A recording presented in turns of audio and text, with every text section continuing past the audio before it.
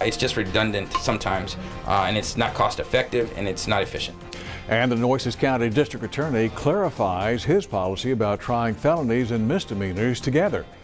Good evening. Thanks for joining us. As we've reported, the Nueces County District Attorney's Office recently sent a letter to law enforcement agencies stating the DA's office will not prosecute a defendant on 27 misdemeanor charges when that same defendant also has been charged with a felony. The letter went out to instruct law enforcement officials to label non-arrest misdemeanors as DA declined prosecution, and for arrestable offenses, officers are directed to provide a no charge request. The misdemeanors in question range from possession of marijuana to gambling and even resisting arrest. The district attorney says the move is designed to streamline the judicial process. Now, when we did our initial story on this issue, Gonzalez declined to speak to us directly.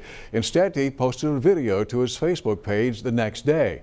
But today, Gonzalez spoke with our Greg Chandler about this new policy, and he joins us now live outside the Nueces County Courthouse with more. Greg.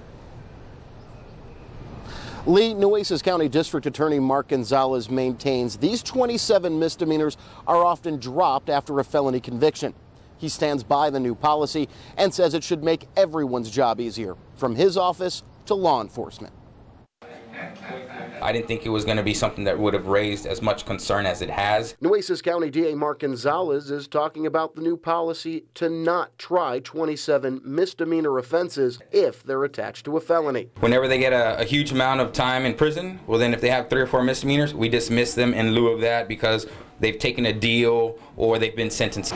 The policy calls on officers to detail the entire case into one report instead of separate reports for each charge. Officers don't have to bring us 5 different cases. 5 different secretaries don't have to compile those cases. 5 different lawyers don't have to look at them. The change was spelled out in a letter to law enforcement, but every agency didn't get the message. Nueces County Sheriff John Hooper says his office never received the letter. Gonzalez accepts responsibility and says the letter could have been clearer. That would probably be my fault. I should have called all the heads of all law enforcement agencies and said, hey, let's come together. This is what we want to do. What are your concerns on it? We failed to do that.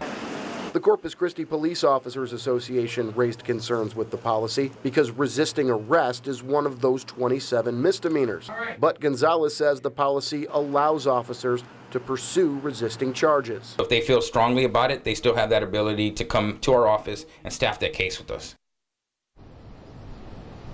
Now, earlier, Lee, you mentioned that video that Gonzalez posted to Facebook last Friday. The district attorney told me he prefers doing it that way over social media because he gets his entire message out instead of just the sound bites we pick. To that end, you can find my entire conversation with District Attorney Mark Gonzalez at christv.com.